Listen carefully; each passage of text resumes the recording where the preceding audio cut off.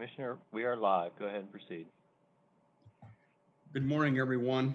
I'd like to call the Boardwalk and Beach Committee meeting to order, and we'll start with roll call, and then after that, we're going to change the schedule around, and after that, we'll talk about that.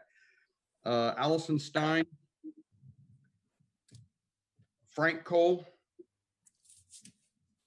Frank, can you hear me? Hell, maybe nobody can hear me. No, I can hear. I can hear you.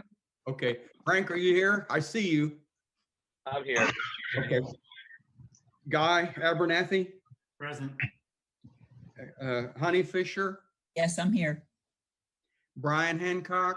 Here. Gary Glass. Here. Jimmy Hardy. Here. Steve Curson. Here.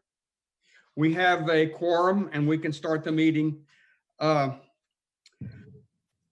we're going to do is do a quick approval of minutes, and at that point, and we'll just mention correspondence, and then we'll switch to new business because we have two presenters, Keith Banks and the Dark Skies folks. So I would like for Chief to give his presentation first, and then he can get back to work doing the work of the citizens. And after that, we will have the Dark Skies presentation, and we'll be able to discuss that. So, and then after that, we'll go back and do our old business and talk about the future meetings and agenda topics. So,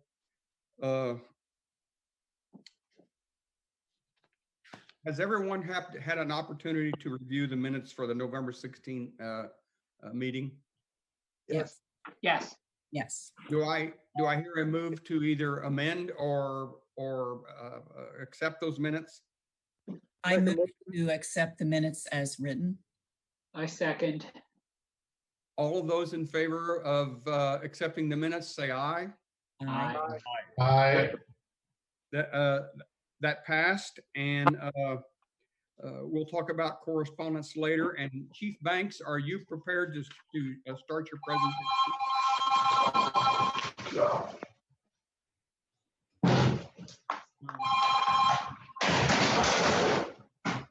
Good morning, Commissioner. Good morning, Chief. Yep, you're good to go. Thank you. Thank you. It's really not so much of a presentation as it is a discussion. Commissioner Lagree asked me to just talk about any dignitaries that may be in town. What do we do about that?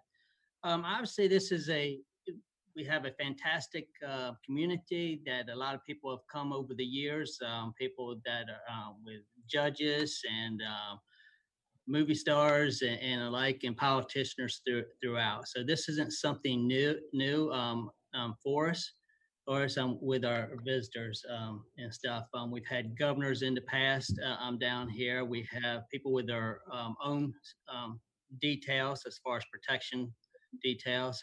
So it's really a discussion. I'm open to any questions. As far as with President-elect Biden being in town, we do have an officer working with the Secret Service. Obviously, they can't comment on the protection details, but we do get information who's going to be at the house when they're coming in, if they're coming by vehicle, coming by helicopter, and things like that. And stuff.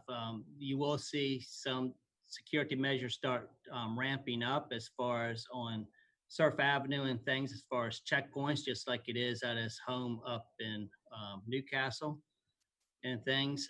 So they'll have more than one checkpoint, I presume, and they're already putting logistics together. The one thing about it right now is they're just formulating all this on what they're going to be doing because of the transition and all. So we're working with the Secret Service primarily out of Wilmington right now, but that could change. They're even looking at maybe putting a substation or something down here and maybe even working out of the Rehoboth Beach Police Department as far as the contact when somebody is down. So all these things are up, and they're fluid, but I can assure you that we're on top of it. We do have procedures in place for things like this, as well as extra paid jobs and all for when other people, not just President-elect Biden, but other people come in or whatever, they need extra protection or what's going on. Really very vague, I understand that. Do you have any specific questions or something I can be glad to talk to you about? Someone needs to mute their phone. Chief, how much advance notice do you get? It varies, but usually because he or whoever's coming down may decide at the last minute to make a change. But typically we'll know a little bit advance a week, but it could be a lot less or it could be longer. Things are usually fluid. As far as the detail, it varies on who's coming down, if it would be any children or the spouse and things like that, because there's different protocols in place by the Secret Service as far as what goes in and how many people have to be there and around. So with that being said, usually we do have advance notice, like I said, but there's been a couple of times recently that it's been less than 24 hours.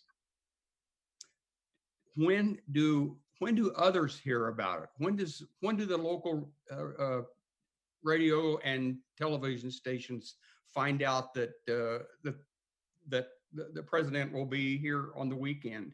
How much advance time do they have? That's going to be up to his press. Who's in charge of their press and his agenda as far as when they release that and put that out there.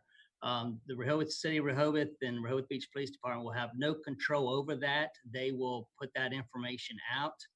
Obviously, sometimes media gets wind of things and they may be calling us, but we would not comment on that. We would send them back to his press secretary. I had a question. Hi, Chief Banks. How are you? You don't. Question. Good to see you.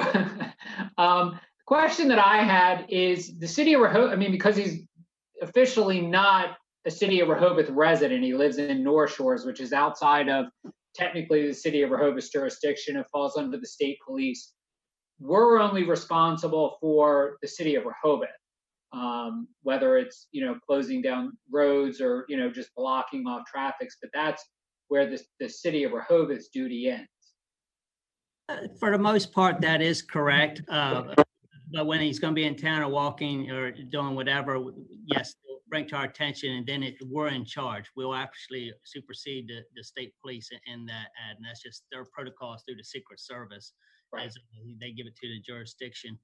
But with that being said, because we are so close, we'll be working with them through communications. They'll have set up, they'll have emergency plans, ops plans that include Rehoboth Beach, and also in case something did happen down here, or if they needed to get to a safe place, and all. Right. And we'll be working any storage issues they have or any equipment they may need that we can assist with. What we help them. Yeah, I know that was my mom and dad's house is actually a couple right down the street from Joe and Jill Biden's house. So I've been living through that when I visit my parents now. But no, I mean, I think that's good because there was a couple issues that were brought up, in the Greenville area with some of the residents who did bring up the issue, of which police who actually, who was responsible in certain areas and things like that. So I think it's good that, that the residents of the city of Rehoboth, I know that there will be some, minor impact and things like that, but I think it's just good to, have all of our bases covered on, where our responsibility is and things like that. But thank you. No, thank you. The good news is we hear these horror stories with police jurisdictions and people arguing over that. We're so fortunate here in Delaware, especially in Sussex County. We work with state agencies, other municipalities, the federal government. I mean, we're constantly in talk with the DEA, FBI, because we all have monthly meetings, Sussex County meetings and statewide.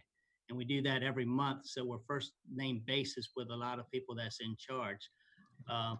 Right down to one Secret Service gentleman actually was a police officer here before he went on to the Secret Service. So Yeah. obviously we know him very well and in and out. So we kind of have a leg up on that. They've been very friendly, very appreciative of some of the things that we've done so far. So that's the great news. The good news for Rehoboth Beach is that we do have those relationships already built. They're familiar with us. We're familiar with them. So it will be seamless.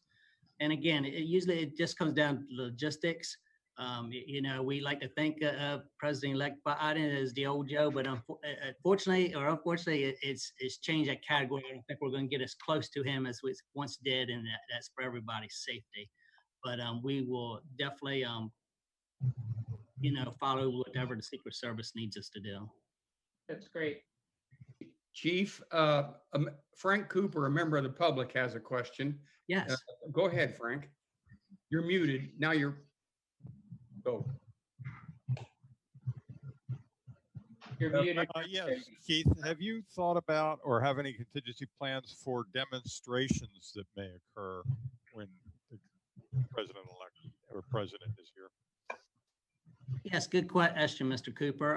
The answer is yes, we have policies and procedures already in place. A couple years ago, the city commissioners put in a policy, or they adopted a policy we put forward for any protesters and demonstrations on how they have to go about that and fill out forms. But yes, you will get some that just jump up and go. But I feel like we're ready to deal with that. We have MOUs with other departments, municipalities, and the state, as well as other federal agencies. So we do have the MOUs in place. We have been trained on that. We have equipment on different things that we need. So long answer, short answer is we'll take it as they come, but we feel like we are prepared. And, with this, we work with DIAC through the state for any chatter through social media and all that. So we constantly monitoring those kind of things too. Thank you. So Chief Steve has a question. Yes, sir. Hi, Chief. Does the news media, have they been getting permits for setting up the tents on the boardwalk? They have been reaching out to the communications and running through. So yes, they're not obviously paying for permits, but they're letting us know where they're going to be at. I've had to speak with some of them because they really shouldn't have tents. They said they're going to, have a tent where they're parked at, and then the weather comes up and puts some tents. I've had to go and talk to some of them about that. So as that increases, and definitely during the summer months, that's not going to be allowed. So they have been reaching out to us and doing the proper permitting what they need to do. But yes, I have noticed the tents, and that is not going to be allowed. Okay. Thank you. Guy has a question, Chief. Yes, Hi, sir. Keith. Thanks for joining us today. I got a question as far as the budget goes, with the impact of additional staffing that may come into play with protection and so forth. How does that impact our budget for the city? Are we reimbursed by federal government at all? Another good question.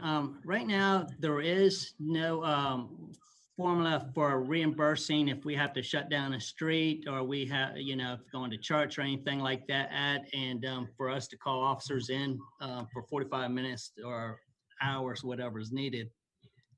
But there are some grants out there that you run through the federal government for protection details and stuff that we would be eligible for and we would look at. And that's part of things we're working with the federal government with and they're actually the ones brought that to our attention. Thank you. Anybody else have any questions for Chief? I have one final one. Just tying into, Steve's comment. Chief, with the summer kicking up and things like that, I noticed that majority of the news vans and things like that park within the circle, at the end of Rehoboth Avenue toward the boardwalk and things like that. Will we be, I know that's normally blocked off for, we have events at the bandstand and things like that. Is that the game plan on, where this the police and the city would rather have them than on some of the side streets and things like that? Is there going to be a protocol set, I guess, is my question. Right now, there's no protocol in place, and reason why that is because it depends on where the events, if he's hosting an event or if he's going to be in the area where they're going to want to be. So, but if we already have an event going on in the summertime with the Jolly Trolley and all, then obviously we're not going to allow them to be in that area and stuff. So again, it's going to be kind of fluid on where they need to be. A lot of times they're not familiar, and that's just what they know, or they've come down in the past and they've been for bad weather. So a lot of times something's not up there, so they have kind of free reign to the top of the bandstand. I will say most of the media work with us in the past throughout the country when we've been here for different storms and related issues and other big events. So I don't see that as being a major problem. Obviously, they're going to go where we actually end up telling them they can. They're going to try to get as close as possible. But we would work that out with, again, in Biden's case, with the Secret Service, what they're comfortable with. And remember, if there's actually going to be an event that he's going to be speaking, walking around, all that is pre-planned. It's never really off the cuff, as sometimes we make out that at it. So they will kind of already know where they want to press at and who can be within a certain range inside and all. And obviously, we'll always try to work with our local media too, or whatever, so they can get better access if at all possible. Okay, I think my concern is just from an aesthetic, for people who are coming down, especially in the summer. I know if, for some reason, if they park down by Virginia Avenue, a lot of those news vans have those generators that run, and I think it's not as amplified on Rehoboth Avenue, but I think if you, just using Virginia Avenue as an example, they were parked between, the two high rises there, it's going to get a lot of echoing and things like that, depending on how long they're there. I mean, I think that may be an issue, that may come up. I just wanted to, throw that out there because I understand it's going to happen, but I think, we want everybody to be able to enjoy the beach, not, being in their residence, whether they're, owners, renters, whatever, and not have to listen to the generators and things like that, down by the Henlope and Star of the Sea and different things like that, where it could be really amplified just because of the buildings on each side. No, and we definitely understand that, and I agree with you. Always remember, we actually control the narrative, so they in the area that we're going to allow them. Now, a lot of times they'll work something out with the local hotels. For example, if Atlantic Sands maybe or Boardwalk Plaza and use their parking lot. Obviously, that's private property, so we're kind of limited on what we can do because they'll be staying. They could stay at the hotels. And all. So we're kind of limited on that part. But as far as the side streets and what they want, they do have to go through our communications center, and that's part of our policy and process. Then it comes to me and the city manager to sign off on. So we kind of know where they're at or should be. If they haven't done so and we see them, we will address it. But I agree. Hey, it's got to be fair and consistent to everyone, as well as looking out for our visitors that come down each year for the relaxation. Yes. I appreciate it. Thank you very much. Yeah, thank you. Sure. Are we good? Are we good to go for now with Chief? We thank him very much for his taking the time off to come here and talk to us.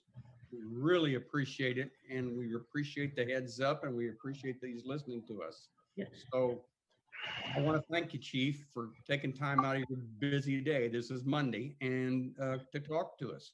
No, thank you very much. It's always my pleasure anytime.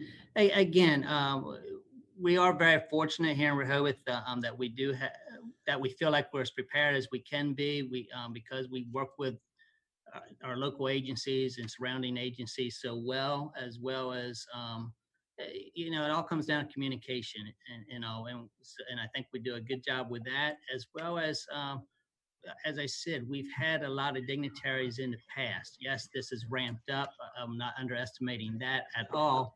And I think our visitors and homeowners will definitely see that soon. And all, but I think we're as prepared and all that. And again, I assure you that we're working with the appropriate people on a daily basis. They were just in here, representatives last week a few times. Just anytime they have a question, something comes up, they make sure they're bringing us on board with it, because they realize they need to come through Rehoboth Beach to get to North Shores. Yeah. Thanks again, Chief. No problem. Thank you. Did you need me to stay on for any of your other topics I see on the agenda? I think we're good to go. And if we have more questions for you, it's probably going to be well down the line. And we'll send those questions to you by email if we have them. And I'm sure we will. But yeah, you're good to go. Thank you so much. Have a great day. Thanks for all you do, Chief. I appreciate it. Thank you. Thank you.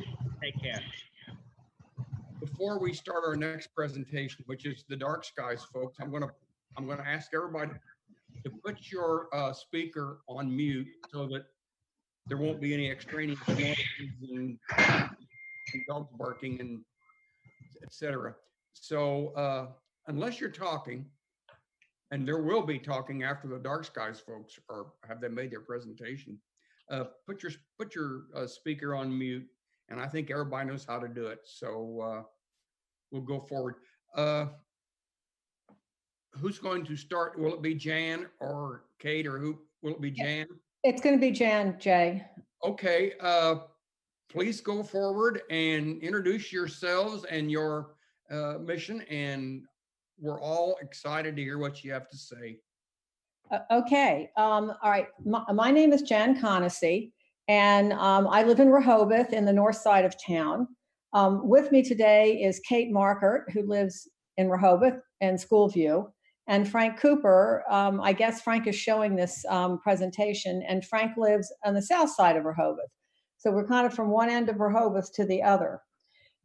We're here today because we want to propose that the Rehoboth Boardwalk, the Beach and Boardwalk Committee, advocates the dark sky compliant lighting on the boardwalk as a first step to Rehoboth Beach becoming a dark sky community.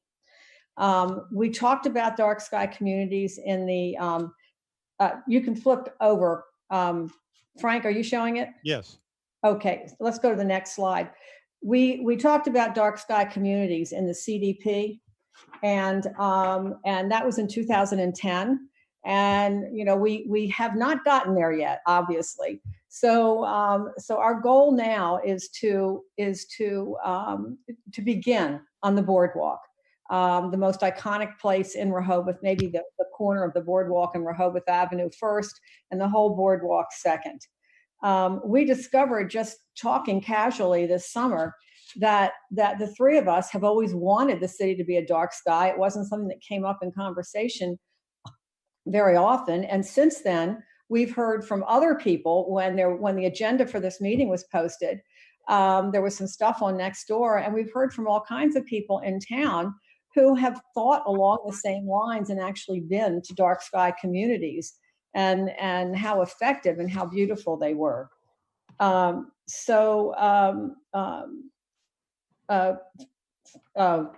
I'm sorry, Frank, you want to go to the next one? So this is light pollution, and what is light pollution? I don't know what I don't know how to get. I can't see the whole vision, the whole slide, Frank, because I've got pictures of people in front of it, and I can't figure out how to get them off. So if I'm missing something, stop me and let me know. Take your cursor and grab the bar at the top of the pictures. You can slide them around. Oh, thank you. Okay. So light pollution is sky glow, glare, light trespass, and energy waste. Next slide. So sky glow, and we all know what sky glow is. It's that dome of brightness that you see, when you look at night and you don't see the sky, you just kind of see the brightness. On the far side, on the left side of the picture, you see what Tucson No, I think it's Flagstaff. It's Tucson. Tucson, okay. Tucson Very looks like light. where you can see the Milky Way and you can see shapes and so you have a much better night sky view. The next picture is glare. We all know what glare is. Riding down a dark highway and all of a sudden a car comes towards you and it hurts your eyes, it affects your visual acuity, and we see glare on the boardwalk from the lights. We also have glow on the boardwalk from the lights. Like trespass is next. And who hasn't been kept awake by your neighbor's big lights in their backyard shining in your bedroom window? I can't imagine that anybody hasn't had this happen. I have a good friend over on Henlopen Avenue who's dealing with this right now. It's terrible. And there's ways to prevent that and still have the safety that you need, that people are looking for when they put these big lights out in their yard. And the boardwalk, the boardwalk, the lights on the boardwalk are doing the same thing on the beach. They're trespassing all around. I talked to a guy who's an amateur astronomer and lives on the boardwalk, but the light trespass is really impacting his ability to look at the sky. So, Frank, you want to go to the next slide? Light pollution is also a waste of money and energy. About 35% of the lighting worldwide is wasted light shooting straight up into the sky. When we do the math, we spend $3 to $7 billion a year on wasted light while adding 21 million tons of carbon dioxide to the atmosphere each year. Next slide. There's ecological impacts. We're focusing on turtles here, but birds are also majorly affected by the overly bright lights that we're having. Hatching turtles are affected by light pollution. And I know, we probably don't see them much on Rehoboth Beach, but we do see them down in North Shores and Cape Henlopen State Park. And they're affected by the light pollution. Before the advent of artificial illumination, hatchlings always oriented themselves toward the ocean by the brightest part of their field of vision. Historically, this has been the ocean, reflecting the brightness of the moon and stars. Now hatchlings get confused and disoriented as they clamber towards city lights. Next. Humans are not untouched by the phenomenon. Humanity evolved on a planet with reliable cycles of light and dark. The addition of light the addition of light into what has always been darkness disrupts our natural circadian rhythm, the internal cycle of our biological clock. One of the things we talk about today constantly in health issues is how many sleep issues people have. Our circadian rhythm is mediated by melatonin. Secretion is suppressed when we are exposed to light at night, specifically the blue-white light that mimics what we experience under a daytime sun. This disrupts our health, exemplified by the fact that exposure to artificial light at night has been linked with an increased risk for all types of cancer. The AMA issued recommendations to shield streetlights and use light that is lower than 3,000 kelvins. So I don't know, sleep issues also cause many, many other issues. And there's two areas that you look at with lighting, and one is the brightness, and one is the wattage, or we're talking about kelvins here. So when the Planning Commission approved lighting for the school over in Schoolview, one of the issues that we focused on was the amount of Kelvin and the shielding on the lights. So in the school, they have lights that are less than 3,000 kelvins, and the lights are all shielded. So in that case, it was to protect the neighbors, but it also protects the sky from the lights too. So you can see here that we have a correlated temperature chart, and the dark sky best practices recommend only going as high as 3,000 Kelvin to minimize the amount of blue in the light. And actually, now they're talking more like 2,700. This is healthier for humans and the environment. the current boardwalk lights are probably above 3,000 Kelvin. We weren't sure because we couldn't get the stats on the boardwalk light. Right.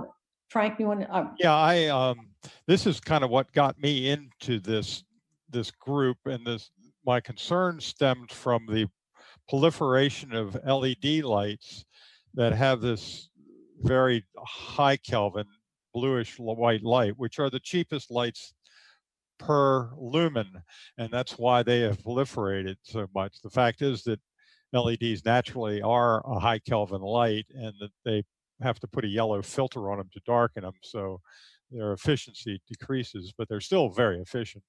But the fact is that these lights have been popping up all over town. I don't know, there are people, a lot of people I spoke with worried about the White Bridge. I don't know that you noticed that 2 years ago, they changed the lights on that to this absolutely incredibly horrible bright blue-white lights that destroyed the aesthetic of that bridge. And I'm concerned about the aesthetics of the entire town. Anybody who knows me knows that this is my big issue, that Rehoboth Beach be an attractive city.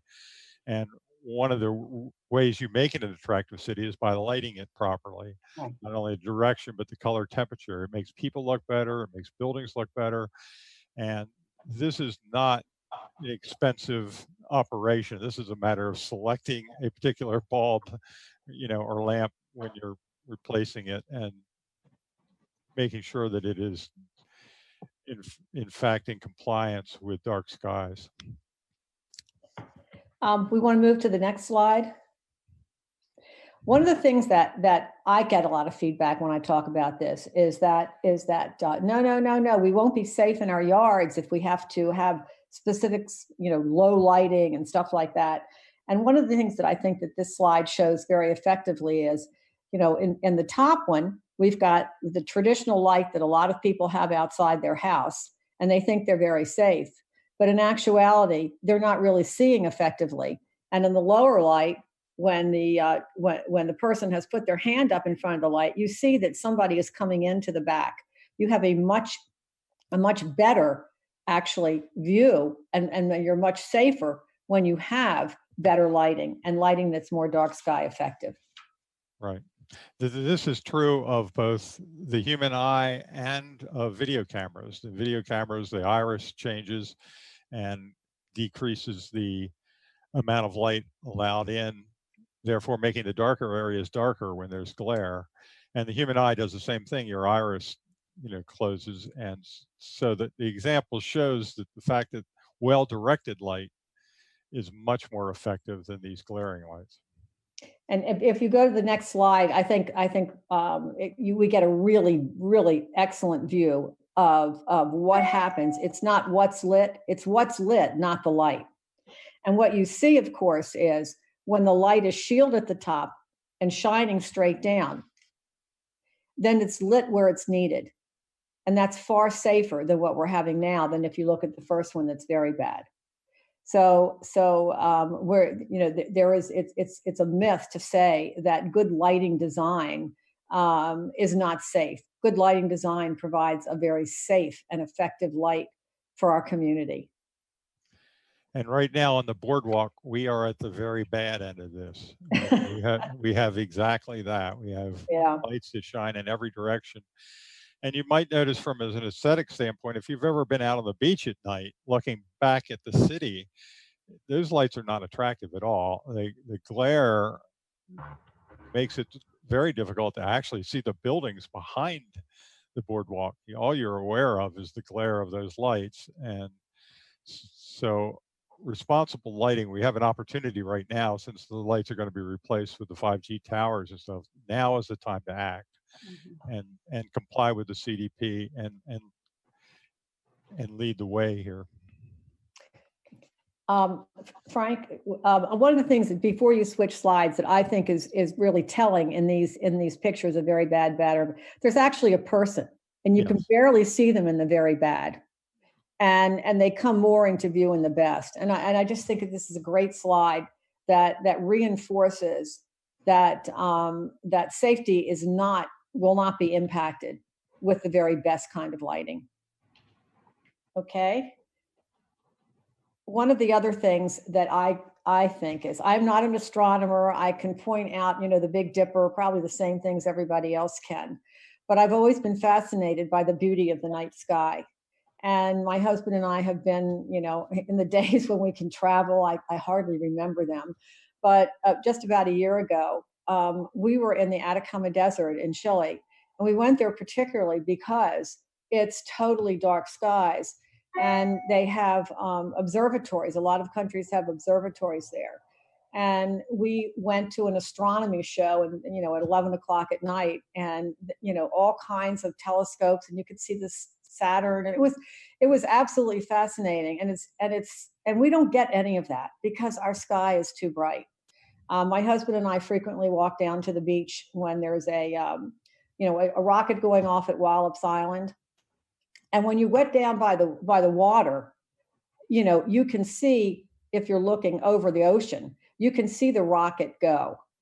Sometimes you can see it coming kind of over Rehoboth, but there's lots of people that do that. And how nice it would be to be able to have a darker sky, a more shielded lights, so you get a much better view of the kind of things that are happening in the sky around us. One of the things that we think of, just like our special trip to the Atacama Desert, we would become a major tourist attraction. We'll distinguish ourselves from other beach towns by being the place where you and your kids can see the majesty of the Milky Way. We think it creates indelible memories that will keep people coming back for that experience. Dark sky approved lighting improves the appearance of the boardwalk and the people on it, and it enhances Rehoboth's charm and aligns with the original aesthetic of Rehoboth.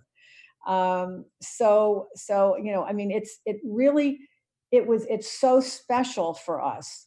And one of the things that in the research, we joined the International Dark Sky Association, is that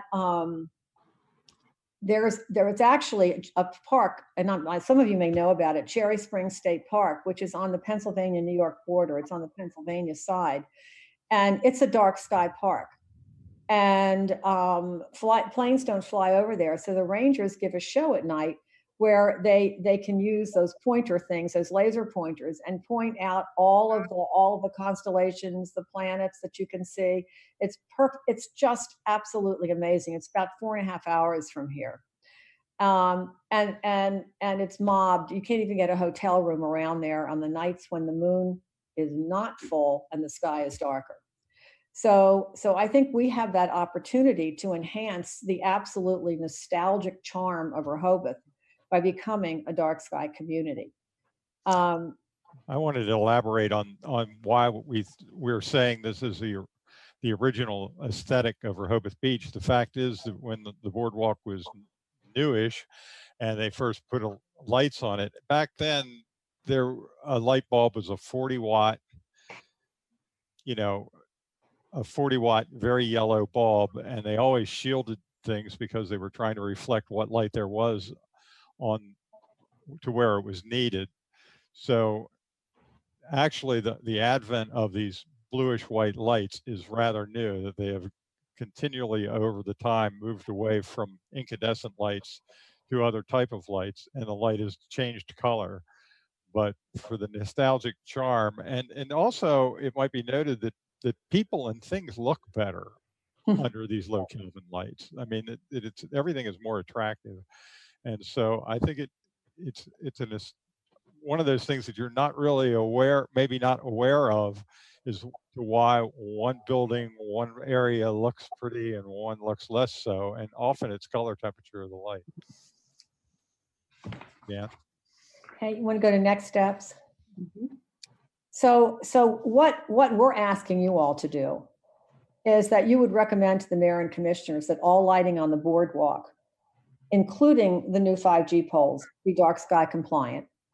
And that you would then follow that recommendation up with a letter to the mayor and commissioners stressing this, and that we would make a joint presentation with you in January, so that we can get in early on the changes that are going to be made on the boardwalk with the 5G poles.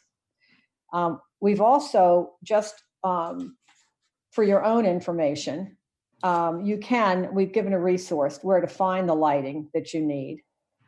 And that's a resource. And there's stuff all over the internet about dark sky approved lighting. So they're not difficult to find. And then the last two slides are really the language from the CDP. And I think it's so important that this CDP is adopted. And in the I was just reading a court case for something else, and one of the things they talked about is the CDP has the force of law, and I'm not sure that this is that we would say, well, it's the law that we have to do this, but it was recommended. It was repeatedly recommended during our CDP planning and public meetings that we do this. And that it's important to the look and the feel of Rehoboth Beach. And so I would hope, if you take a look at the CDP, I'm not going to read it out loud to you, but that you'll see that this is something that's been 10 years, at least 10 years on the agenda, and just hasn't, it just needed, I don't know, maybe the time is right now. How exciting. We have the president, and we could be the first Eastern United States official dark sky city, all in the same time. So, Jay, I think that's our presentation. If people have questions, Jay, I think you might be on mute. Thank you, Jan. Okay, thanks, Jay. Before, I'm sure all of us have tons of anecdotal stories, and that includes me. So let's hold off on the anecdotes and just talk about whether we want to go forward with this discussion, and whether we would like to recommend to the commissioners that we do approve this discussion, and that we are interested in going forward, and that we like the idea. And then I will, if we do, I will, in my report on Friday, report that to the commissioners. If we don't want to go forward with this, I will report that also in my report on Friday. Let's open it up now to members of the committee. What are your thoughts? Or shall we continue to discuss this issue? I absolutely think we should discuss this. When we bought our unit, I mean, the being able to see down the boardwalk was just so beautiful, and it makes a big difference. These new lights. I agree with Honey totally. I live in a unit that's possibly 15 feet away from a boardwalk light. Fortunately, my bedroom's at the back of the building, so I am able to sleep. But I've raised this question with the city before, and actually, I'm going to show you a photograph. I don't know if you can see it. This is the shields that are currently installed on the boardwalk lights. And you can see that the city has made some attempt at diverting the light downwards. But they're insufficient. They still allow a lot of light trespass to the sides and parallel to the boardwalk. That's just not necessary. When this boardwalk was built, these new lights were installed, and the previous lights were actually overhanging lights, and they shone the light down towards the boardwalk. So yes, I'm totally in agreement with this, and I possibly know the person, Jan, that you've been speaking to, that's an astrologer, and I'm totally behind it, totally. Thank you. Thank you. I don't know him. We've just communicated, and so I didn't want to say his name or anything. Uh-huh. I agree. I think we should go forward with this. I've noticed, from the time when I was a teenager, playing volleyball on the beach and things like that, how you could actually see, up onto the boardwalk and everything else. And I mean, we had those big floodlights, around all the volleyball courts and things like that. And I think, just over the years, and I mean, I walk the boardwalk at night, every night that I'm in Rehoboth, and it is strange that it has, gotten to the point where, it is very bright. I had gone into a couple friends who had been at the Boardwalk Plaza, just to visit them. We were all going to go out to dinner, and I looked out their balcony, and I was like, wow, you really cannot see the ocean. Yeah. At night, because the lights are that glaring. And I mean, I think the disadvantage that a lot of us have is, unless we live, on the boardwalk and actually try and look out at the ocean at night, you just don't realize that. And I mean, that was a real, awakening for me, how bright it really is. And I think, just from walking along, street level on the boardwalk, you don't realize how much it is bleeding over. Somebody had also said, recently I had walked on the beach at night, and just to take a look, at Rehoboth Avenue and things like that. And you really can't even see the bandstand from the boardwalk. So I think this is something that, a lot of communities, I know that, where I live in Wilmington, I live around the Delaware Art Museum, and that was a big concern that, our neighbors have gone through when the Art Museum did all their renovations and everything else, that, the lighting, the original lighting that they had when they, upgraded all the light bulbs and things like that, it was horrible for the people who live, especially, in the fall, we're more, secluded and wooded, but when the leaves are off, it's unbelievable. So yes, I mean, I think this is something that we need to go forward with. It can't hurt. I just think we need to do something aesthetically. Steve, go. Yeah, I agree with everything else that people have said. And this might be our only chance to get this done with the new 5G poles coming to the boardwalk. But I also want to keep in mind that Mayor Mills, when he was the head of this committee, kept stressing the aesthetic look of the poles we have now with, I guess, the domes at the top. And we might have a little, kickback from him if we change that look too much. So that's, keep that in mind. If we can do it and kind of keep the aesthetics that we have now, I don't think it would be a problem at all. Anybody else? Oh, go ahead, Guy.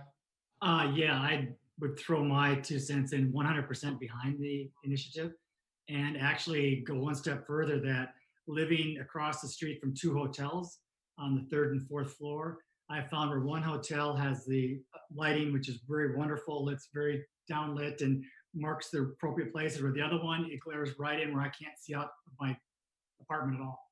So the noise, the pollution from the light throughout the city is something that we really should try to correct. Thanks, Guy. I too, I'm horribly affected by glare. It makes it so I have a difficult time driving at night, and it's not only glare from automobiles, it's glare from the buildings that line the streets, and so I am also in favor of this, and I would. Is there anyone among us who would like to bring up some issues that might be against adopting the dark skies concept? Jay, I don't know that it would be a vote against the idea. It all sounds very good to me. I just want a clarification. Is this with respect to city-owned lighting, or would it apply to all lighting owned by private property owners, businesses, things like that? I think it would be a citywide project. Right now, the city owns all the boardwalk lights, but a lot of the lights in town, which are very offensive, are owned by Delmarva Power, and they supply the lights and the lighting. I may be wrong. We may own the lights in town and the utility poles. I just don't know. We'd have to. Jay, can you hear me? Yeah. Oh, okay. Barry Brandt talked to me about this, and he said that he's pretty sure that in Country Club Estates, and Gary may know this, that Delmarva Power and Light owns the lights. And this whole thing with the dark sky is, I mean, there's codes, there's sample codes that we can use and everything. Our request is to start with the boardwalk. Yeah. And then begin to look at the different neighborhoods in town. I think, everybody in Rehoboth has an opinion about everything. And that's kind of, I mean, that's a small town of people who are mostly retired and have time on their hands and chose to live here. They didn't live here because their job put them here. They chose to live here. This is the place they love. I'm just like them. I am one of those people. And so I think we need to approach this with the big, what the low hanging fruit, I guess, from my business days, the low hanging fruit first. But I will tell you, there are people in neighborhoods that somebody mentioned that aren't sleeping at night because of their neighbor's security lights. They turn them on and they stay on the entire winter when their neighbor is not living here anymore. So I just think, can you imagine, standing on the boardwalk with your kids or nieces and nephews, whatever, with the telescopes like they have at the top of some buildings and being able to look up at the sky and showing your kids the Milky Way and the constellations, which you can't do now. I mean, it just, so I think the boardwalk was the place to start. But I do think that if we want to be an official international dark sky community, that it involves more than the boardwalk. I was just going to start somewhere. I was just going to chime in with Jan. I think I mean, right now, I mean, anything that deals with the beach and boardwalk, we're in the right place.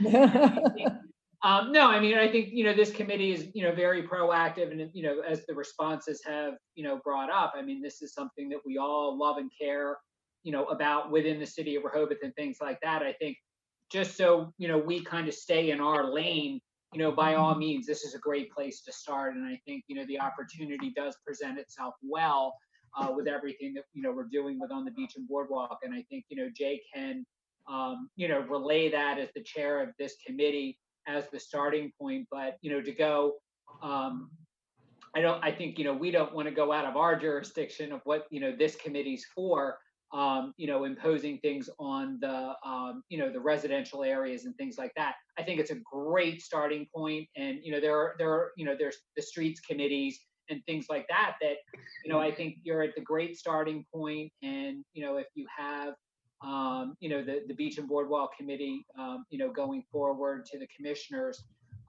saying, hey, this is a great place to start. I think it's a really good place. You have your foot in the door to go on with, the other committees within the city of Rehoboth. So I think it is good. And I think, if it's, going to, have an impact. And I think tying into what you said, I mean, I live on Henlopen Avenue. My family's home is on Rehoboth. I'm sorry, on Henlopen Avenue. And, I never noticed, we had all new security camera lights, installed, because we had someone try and break into our house. But we have the ability when the neighbors come down, we can dim which we have great communication, and we just, tone them down. They love having, the lights because it lights up, their area that they don't have the floodlights. But, I've firsthand, we've dealt with something like that. And, you do realize that it is an issue. Thanks. I'd like to second what Mr. Horty said about the boardwalk being the place to start. And I really think it shows leadership. I mean, I think that you lead by example here.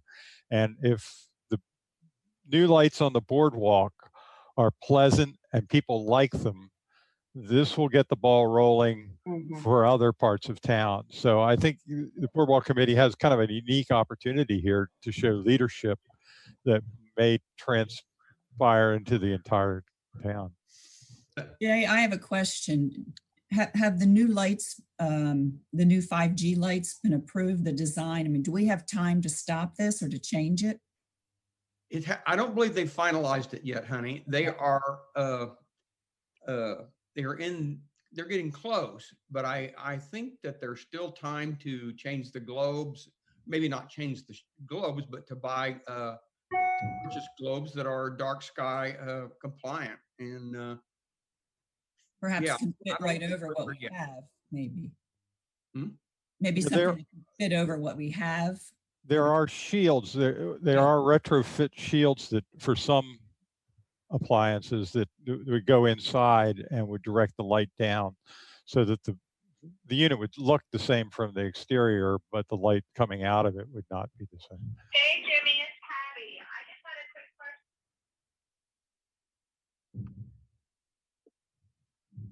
question. Someone is, I think I got everybody here. Why don't, Gary, did you have something that you were going to add? I was just going to say that in Country Club Estates, the lighting, the Delmarva handles all to do with the lighting on the streets. And Honey asked the question that I was going to ask is, at what stage is the city in with the design of the lights? Yeah, I think we're still negotiating. I'm not sure, but I think we're still negotiating. I have been unable to get an answer out of Sharon Lynn's office. I have called twice to find out what they're doing, and I've got no response at all. Okay. Well, you have our ear. We will. Jay, I have just Excuse me. one last concern, and it goes back a few years. I think it was the 2 summers ago, maybe the summer of 2018, when the committee first started. Yeah, there were numerous citizen complaints about feeling unsafe on the boardwalk, particularly on the south end of the boardwalk at night. And you know, last summer I think the police department did a great job. 2 summers ago, I think they really drilled down and made that a priority. And there was a lot of positive feedback after the summer before last. But you know, my concern is any change in the lighting. I think we should get input from Chief Banks to make sure that any changes to the city lighting don't negatively affect the safety and the security aspect of the south end of the boardwalk and the whole boardwalk for that matter. Yeah. The citizens of Rehoboth are pretty smart, and a lot of times if you just disseminate information, they understand that. Frank had a beautiful example a while ago about how the person was actually more visible in the warmer light, and people in Rehoboth understand that if they're just given that type of information and let them talk about it and work it over and see what they think, they'll come to the right decision. We just need to start talking about it. Frank, I just want to point out that Flagstaff, Arizona is a dark sky community, as is Ketchum, Idaho.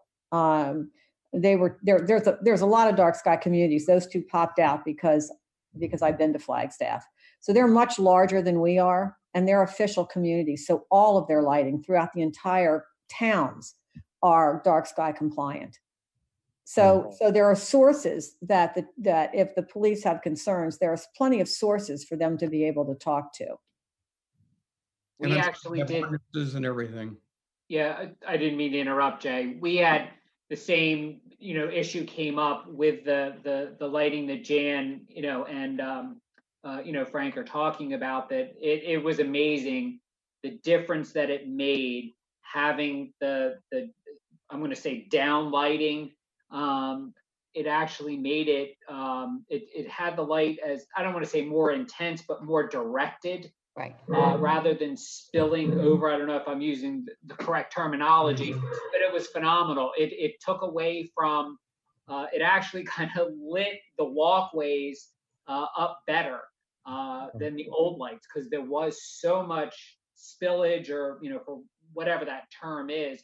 And I think, I remember all the discussions that we had, Frank, about that. And I think with some research, we could probably make it a little bit more safe, because the lights would be more directed down without, hurting the aesthetics, of the oceanfront homes and things like that.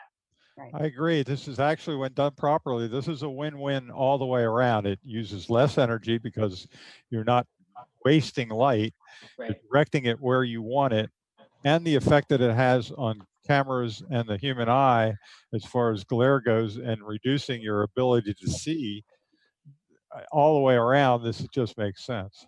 Right. Thanks, Frank. We have 2 minutes left in our hour, and I think I'm going to summarize by saying we would like to go forward, keep talking about it, disperse the information throughout the town, start with the Board of Commissioners, and I'll make those suggestions that the Boardwalk Committee would like to see that happen, and see what the Board of Commissioners decide.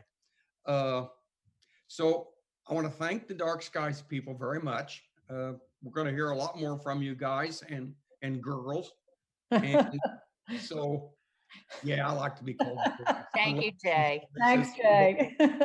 Anyway, so let's plan on going forward with that. And I'll skip the rest of the old business and go Thank you. See you guys. Thanks. Thank you so much. Yeah, thank you very, very much for hearing us. And I'm very heartened by your reception of this. And I can't thank you enough. I really can't. Well, You've made our morning. Yeah, you made my week. I will talk about the Delaware Street restrooms at the next meeting. We'll talk, we'll get that and talk about temporary restrooms that the city's going to be considering come summer. And in finality, we had one piece of correspondence that came too late to put it on the agenda so that people could conduct due diligence. So let's not even try to discuss that, but let's discuss it at the next meeting. And that is the pros and cons of putting plastic bag dispensers for people who walk their dogs on the boardwalk.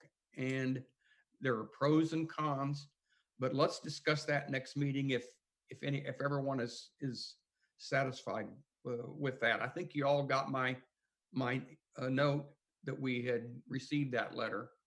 I'm going to send you in the next days some information I got from Allison that she got from the museum about the history of the boardwalk, and we can talk about that the next meeting. But we've already started those topics, so that won't be a problem. But we do want to notify the public that we're going to talk about plastic bag dispensers. And with that, is there anyone else that has anything that needs to be talked about right now? Could I just ask one question, please, Jay? Yeah, do you know when we're going to have the Freedom of Information Act conversation or presentation? I do know we have had that. I've had that discussion with the mayor, and we need it. We really need it. What I think they're doing is putting together a video so that we can all sit down and watch the video, and that rather than having Councilor Mandelas come to each committee meeting, we might have a video or something like that. And then when we have questions, we can submit them and not go through the whole thing all over and over and over again. But yes, we need that. We are an advisory committee and we have to follow FOIA. And there's some real tricky things that we all need to know about. So that's my best answer, Brian. Thank you. Are we good to go? Do I hear a motion to adjourn? Gary, I'm good. okay. Do I hear a motion to adjourn? Motion to adjourn. I second the motion to adjourn. All in favor, say aye. Aye. Aye. Thank you, folks. It's 11:33. I hope I